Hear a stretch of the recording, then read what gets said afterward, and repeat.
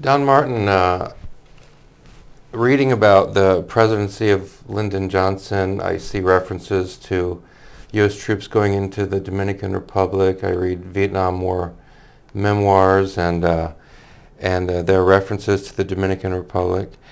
But I've never spoken with anyone before who actually went there.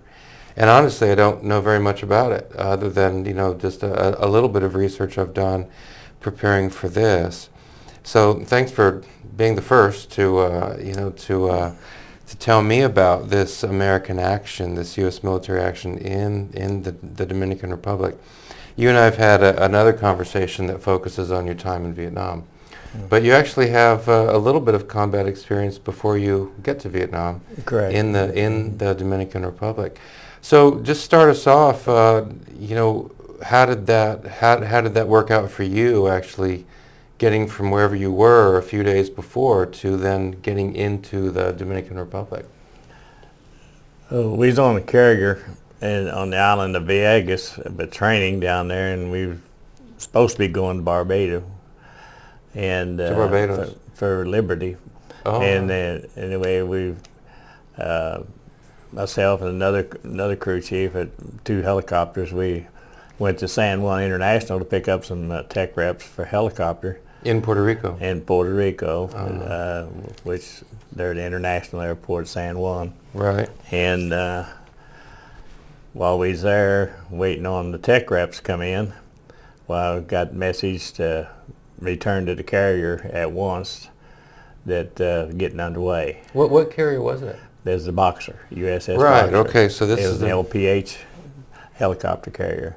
Okay, yeah. And so we fired up and went back to, and we caught the carrier. It was underway, and got on it, and all night we steamed, and ended up the next morning bright and early. We was just off of Santo Domingo, coast of Santo Domingo, and we started hauling civilians from all nationalities. They were on the beach, they were on golf course. Yeah. And we end up paperwork that I had one time. I don't know whether I still got it in there or not, but we hauled 1,782 steamed. So all right, so all different nationalities. So you steam off of the beach and everything. Yeah. We had a battalion of Marines, and they were still on the carrier, but we were operating off of the beach and near the hotel there, and hauling the civilians out because they were shooting. So you're flying missions from the helicopter carrier to the beach in the Dominican Republic. You're picking up civilians and bringing them to the ship. Well, there was To the 2 or 3 Boxer. other ships But there are out other there. ships, okay. Some LSDs out there we could land on, and we hauled as many as we could, and then they transported them over to San Juan so they could go out on flights and get out of there. Okay, so but do you know at that time? Did you know? I mean, what's going on? I mean, We knew why that, are these people being evacuated anyway? We knew that they were shooting. As one family, they were in the hotel, and the man was telling us his family, they were on the floor. There was windows like across, where you go look out this side over here, Yeah. and they were shooting through there, and his family had to lay on the floor to keep from getting shot. And they were, and so we were sent in there. But when we got down there that first day, we started hauling civilians off of the beach and wherever we pick them up. And the control tower at the airport there in Santo Domingo was closed. There was nobody. See, it was a civil war between the Air Force and the other functions of the military. So you've got a civil war basically. They were going fighting each other. You have a civil war in that country, And when which we is were- leading to chaos. I remember they had them old World War II fighters, old piston pounders, and fighters, and they were strafing there behind the hotel where we were like going over where they were going down like that, and we were flying over them and landed polo ground there beside the hotel and picking up people. So let me just see if I got this right. So then in the Dominican Republic, you've got a state of civil war. You've got a lot of chaos. You've got people in the Dominican Republic who are not from that country. So you've got Americans and others. There were a lot of them. And so then you guys are flying into basically a civil war to evacuate. Is your main mission just we to evacuated 1,782 civilians from all different nationalities. You know, they were Portuguese, Spanish, Canadians, and we hauled them to ships, and then they were transported there to San Juan so they could get out of the country. Puerto Rico. But when we first got there, though, the airport was closed. There was no one controlling the tower, and our CO went up and turned on the tower. The ambassador had gone to D.C., from what I understood, and he came back in a twin-engine jet, or twin-seater jet, and landed. But our people was there. So so the Marines basically took over the airport in Santo Domingo. We turned the tower on and brought the jet in with the ambassador. He had gone out and then come back. And going in and out of the embassy, they were shooting at us, sniping at us from rooftops and stuff. And so you were getting shot at from Dominican forces? Yeah. Yeah, wow. One side, you know. Not both sides, but one side. Yeah. But did you shoot back? I never did fire around down there. Yeah. But now the ground troops did. They fired quite a bit. But that day, though, we hauled civilians, and then that evening it was getting almost dark. It was just dusky. You know, you could still see a little bit. Yeah.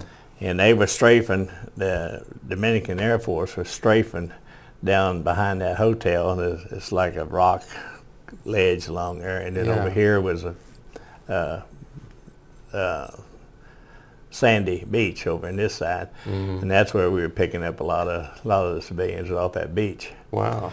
But then we started picking up right off beside the hotel, a polo ground running right beside the hotel, and we started going in there. But we took our recon team in there. There was 21 of them, and the lieutenant in charge of them, and we took them in. They took a Foot Locker, but they didn't have no show of arms. But they took a Foot Locker with automatic weapons in it and set it out there. And then they started drawing fire. And once they started drawing fire, they started returning fire. The U.S. Marines started getting fire. The recon team did. They were setting up civilians because we could just haul so many in one load, and they were setting up as a load, you know. For each helicopter would come in and pick them up and take right out. I see. Wow. And so when they started drawing fire, the Marines on the ship, they brought them out on the hangar deck, you know, with a hangar on the carrier, you know, inside, it's just lower down. Yeah. Brought them out, set them up, and armed them and everything. And they had their weapons and their packs and everything. And they were set up by company or platoons down through there, ready to go out. And so when they started receiving fire, we'd haul the Marines in, civilians out. And that's the way it worked. And we were down there 34 days, I believe it was. But, and then the Army came in from Fort Bragg, 82nd Airborne came in and replaced us. Oh, okay. And then we left. Oh, okay. But we had been down there. So you guys were there. You guys are kind of the first responders. We were the first ones there. Yeah. And then the Army come in and took over after we had been there and sort of set things up. Yeah. Were either of the fighting sides in this Dominican Civil War, were they shooting at the civilians, or were they shooting at each other and letting the civilians go? I don't know really what they were doing as far as in the town, because I never reached that part. All I ever did was go to the airport and haul supplies and stuff in and out to the Marine. The Marines, there was a golf course there and a polo ground by this big hotel. Yeah. And the Marines, they dug foxholes all down that golf course. Oh, wow. And Wow. but then the Army, well, they set up checkpoints and things like that Yeah. in the secured area where we was at. And every night we had 6 helicopters out there on the polo ground for standby. Yeah. And I was out there one night, and it's like I'd say it's probably a 36, 38 millimeter anti-aircraft gun they fired at us. Wow. And the helicopters was lined up like so, and those things went off just the other side of us. Really? Right down through there like that. Wow. And that's the closest I come to, any real bad action. Yeah. Did the Marines retaliate? I doesn't know where it came from because it came from over the other side. Yeah. Were you aware of any Marine casualties? We had some casualties the first night. I don't know how many or In what. terms of killed in action or wounded or? I just heard that there was 13 Oh, at one okay. time, but Casualties. it was more anything than anything. Yeah. Let me let's look at a few images here. So See, where we was at, we never got into the streets or nothing like that. okay, so you're always on the I was always on in the the air. beach. So I mean, whatever's going on here, you can tell that there's trouble. Down below in that tank, it says people, the pueblo, right? The people. Yeah. So again, I don't know the background to this story, but you didn't get into these urban areas. Now, so this is later than Everything that I did was all flying over. over the water. Here we have the Army, so this would be after you guys take off. How the Army comes in and stabilizes things, or helps, I guess, to keep the peace. So there are, as you've indicated, two sides. That sign says, out with the Yankees, or Yankees go away, basically.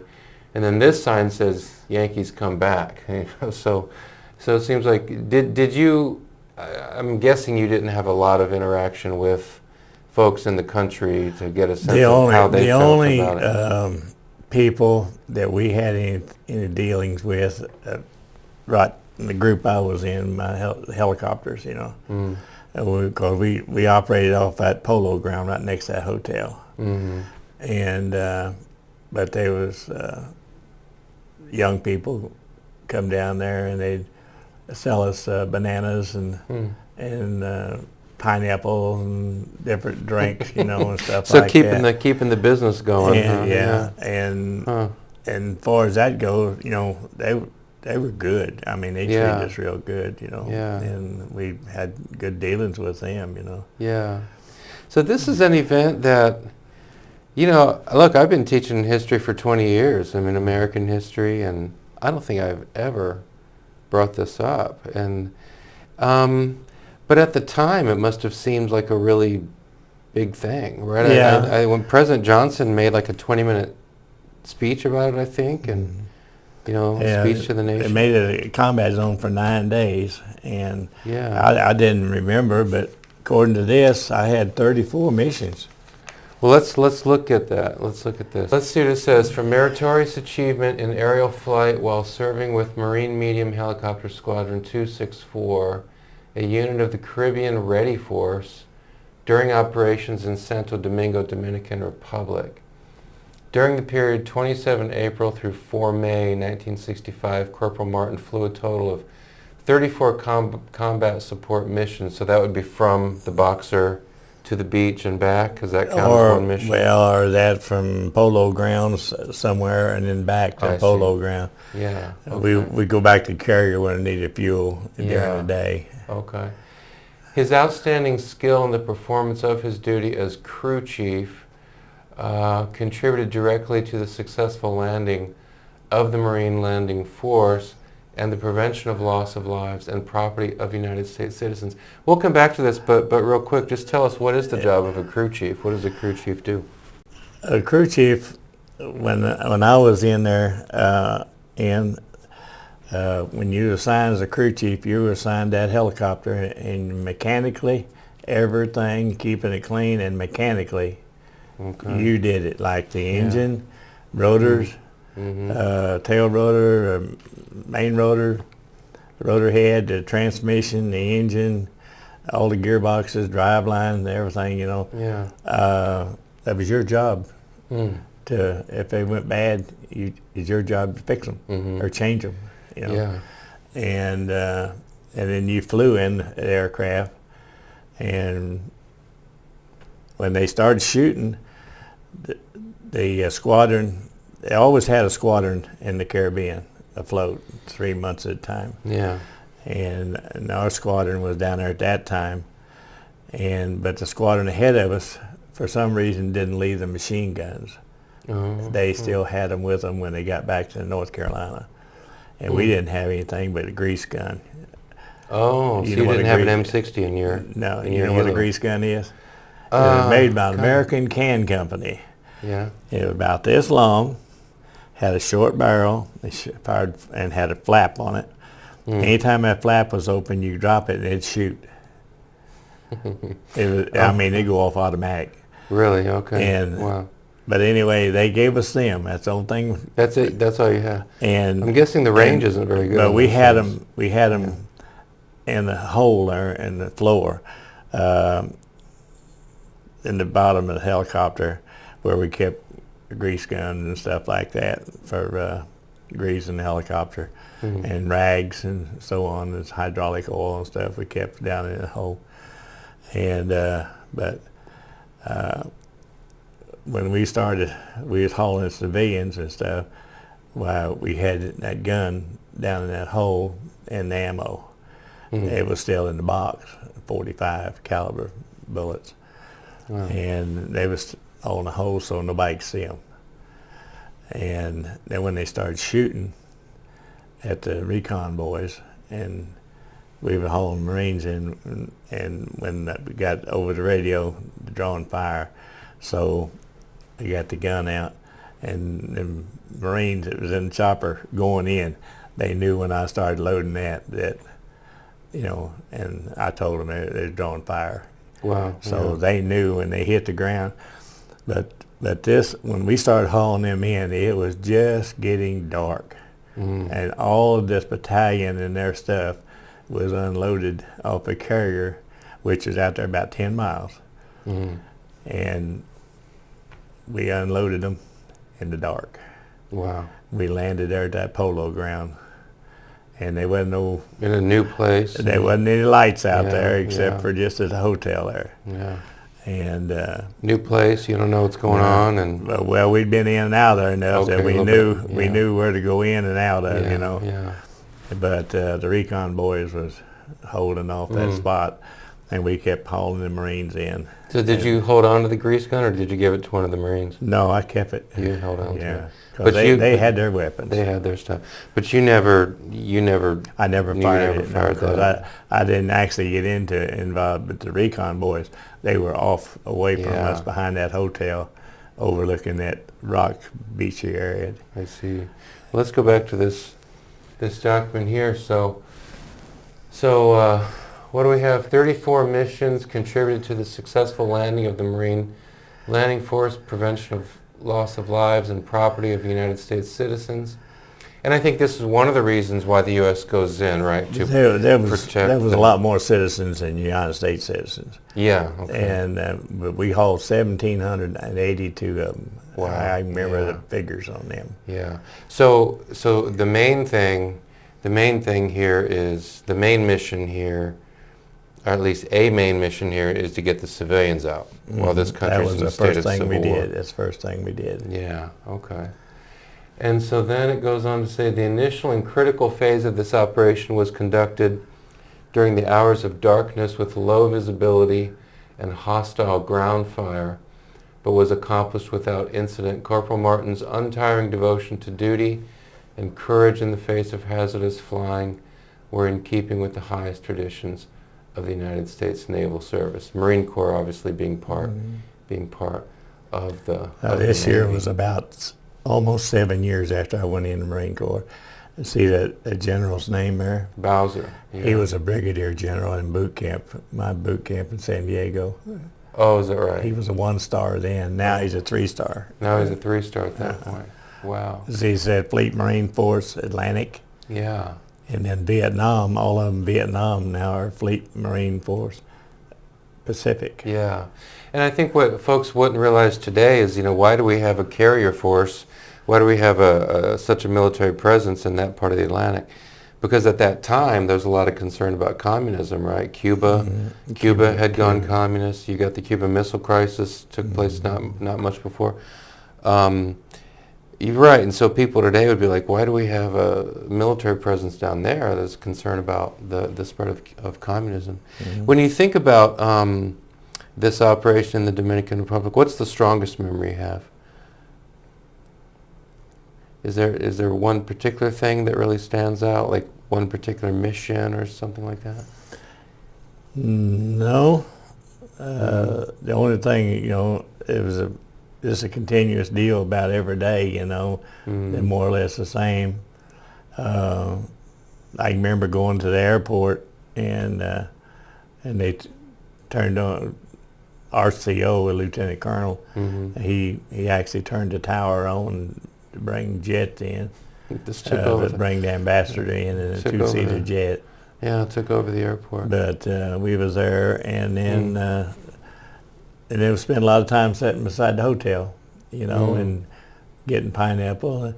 And buying that stuff from these kids. I'll tell you something else. We went down there, and our squadron was on the verge of having a record for safety. 50,000 flight hours. Wow. Without an accident in helicopters. And we got the orders to go there to Dominican, and our CO, he was wanting that record. He didn't build them all, he just got part of them. Yeah. But several COs had accomplished this, 50,000 hours. And so anyway, we go to the Dominican Republic, and as it so happens, we didn't lose a helicopter. Yeah. And so we did get our 50,000 accident-free hours. But we was down there, and we kept going in there, and the backside of the hotel had a big old liquor store, and wine, all the booze, And of course, we could walk in and out of there, And so because of the situation, nobody was in charge? Because it was inside the secured area. Oh. And so we had pretty well had to, run. And we're not talking about, probably from where we had the helicopters to the back of the hotel where the liquor store part was at on the back of the hotel, that, heck, it couldn't have been 40 yards, at the very most. Right there, yeah. And, but, we was there, and it was hot and tropical. And some of the pilots, they said, talking Colonel, said, Colonel, and had some kids, young people bringing beer down there, cold beer. And the Colonel said, no, he wasn't going to allow anybody to have any beer. And we'd fly, a couple hours and come back and land for a little bit, maybe an hour or two, and then we go again, somewhere else. And so, anyway, so happened the Colonel was out there one day, and he says, well, I tell you what, fellas. He said, it's okay if you drink one or two, but the first one I seen had too much, it's all over. So that's the only time that I was ever at a place and deal like that. And our CO, he was strict about stuff, but he was concerned about that 50,000 accident-free hours. That makes sense. But the whole time, never seen anybody that even looked like they even had a beer. Oh, that's good. And the pilots, and we flew and did our thing, come back, and sit down there in the shade and have a beer and go fly again, Fly again.